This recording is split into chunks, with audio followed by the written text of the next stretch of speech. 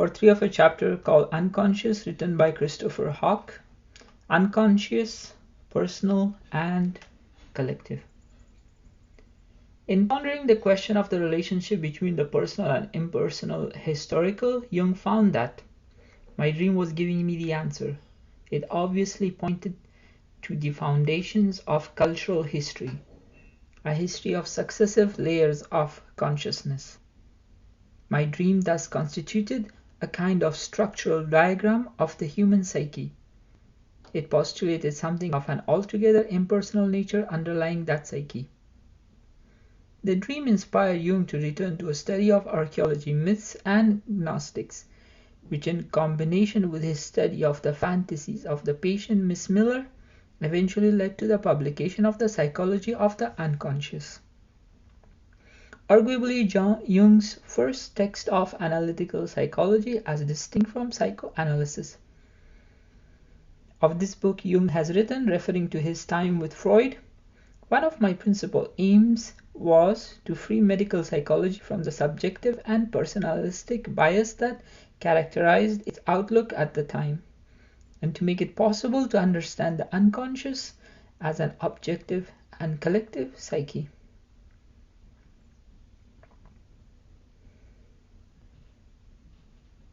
Defining the personal and the collective unconscious. Once Jung had begun to get to grips with this other, objective, cultural, and collective unconscious, it became more pressing and yet easier to define what he meant by the personal unconscious.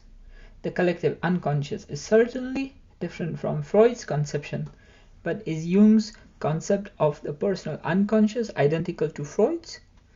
There are similarities. It holds repressed contents and material often of an infantile nature and deriving from the biographical history of the person. Jung says in his revision of the trauma theory of hysteria, the childhood experiences may act as a sort of reminiscence which restricts psychic energy and then provides a form for the stage managing of hysterical symptoms in the adult. But this is rather different to saying that the childhood experiences cause the symptoms. Jung instead finds that symptoms have an aim or teleology, a future cause, and the childhood experience simply provides the form by which the patient attempts to solve a crisis in the present. He cites the case of a woman who hysterically ran ahead of charging horses in a way that recalled a childhood trauma, with a coach and horses, but who in fact was unconsciously driven to this hysterical reaction by a difficult current situation of wishing to be with her lover who was already married. Jung concludes that the cause of the pathogenic conflict lies mainly in the present moment. A greater clarification of Jung's more or less conventional position on the personal unconscious comes in the 1927 essay, The Structure of the Psyche. Quote, the personal unconscious consists firstly of all those contents that became unconscious either because they lost their intensity and were forgotten or because consciousness was withdrawn from them, repression, and secondly of contents, some of them sense impressions, which never had sufficient intensity to reach consciousness but have somehow entered the psyche. End quote. Later, in On the Nature of the Psyche, Jung in 1946 details the history of the concept of the unconscious, including those historical precursors I mentioned above, with the aim of separating out the roles of instinct on the one hand and will or spirit on the other.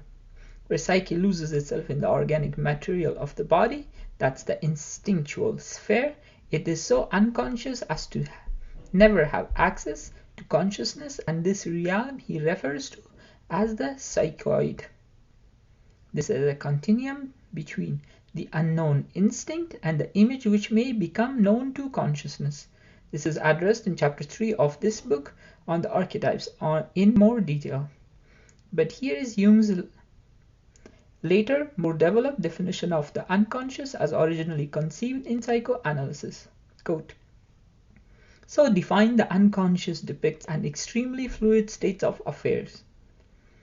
So defined, The unconscious depicts an extremely fluid state of affairs, everything of which I know, but of which I am not at the moment thinking, everything of which I was once conscious, but have now forgotten, everything perceived by my senses, but not noted by my conscious mind, everything which, involuntarily and without paying attention to it, I feel, think, remember, want, and do.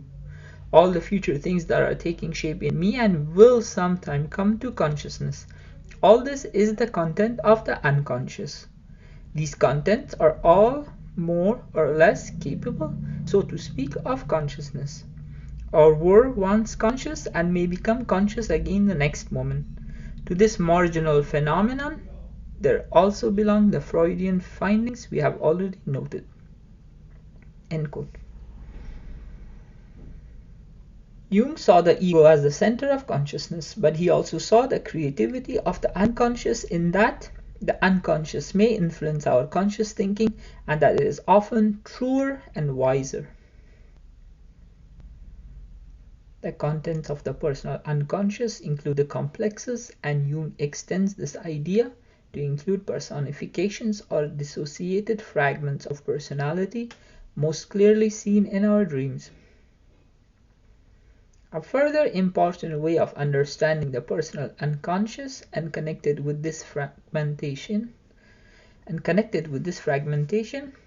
is Jung's concept of the shadow, which may appear in dreams or when the patient projects it onto another person.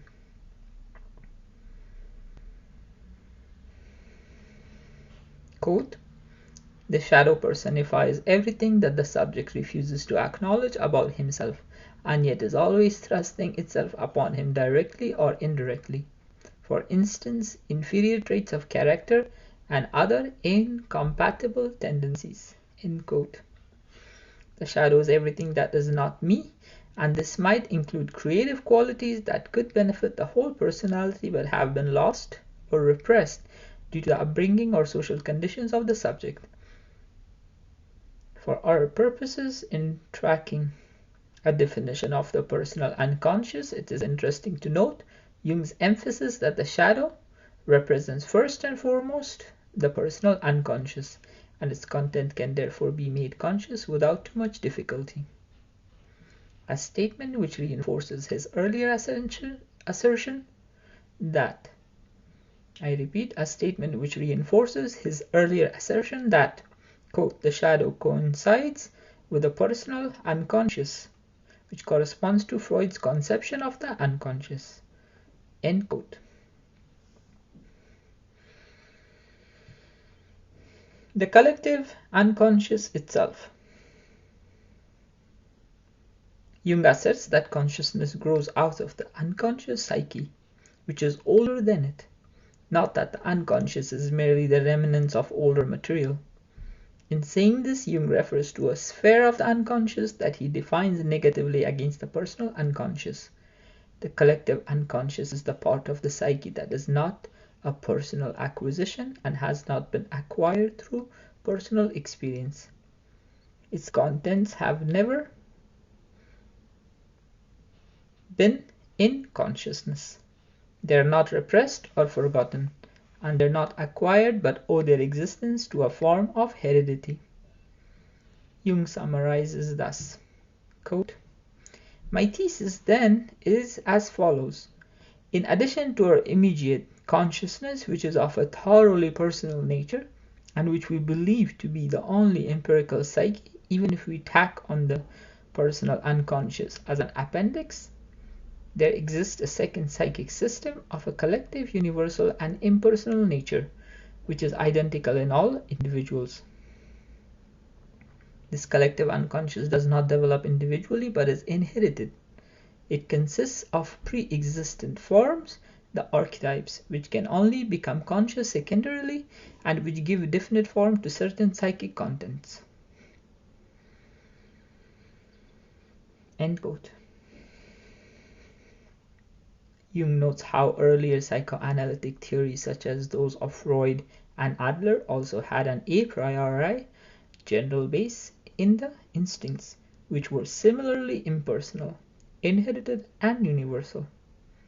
In fact, he says, the archetypes are analogous to the instincts.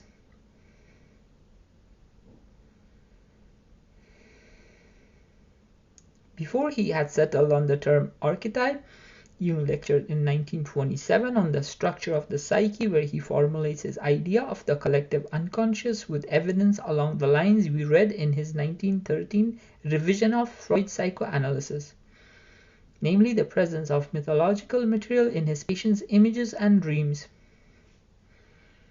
The collective unconscious consists of primordial images and mythological motifs, and Jung concludes that our myths, legends, and fairy tales are carriers of a projected unconscious psyche.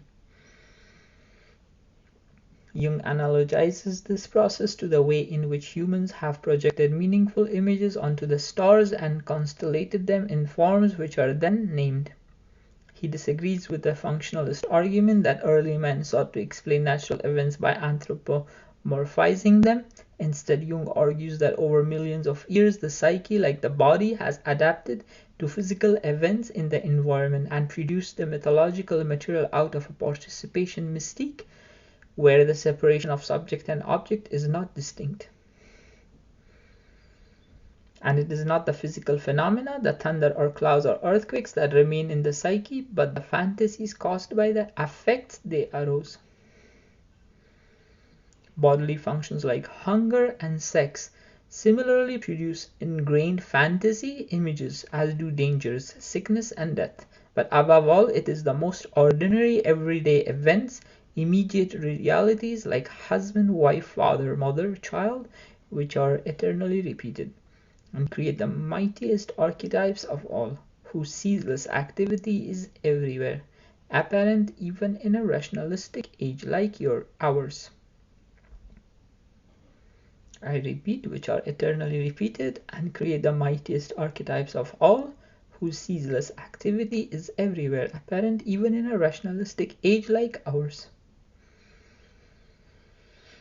So the collective unconscious is a record in and of the psyche of humankind, going back to its remotest beginnings, just as we still have ancestral traces in our body, morphology, and our reptilian brain, but it is far from being a dead deposit, a sort of abandoned rubbish heap, but a living system of reactions and aptitudes that determine the individual's life in invisible ways. The archetypes are simply the forms which the instincts assume. From the living fountain of instinct flows everything that's creative. Hence, the unconscious is not merely conditioned by history, but is the very source of the creative impulse.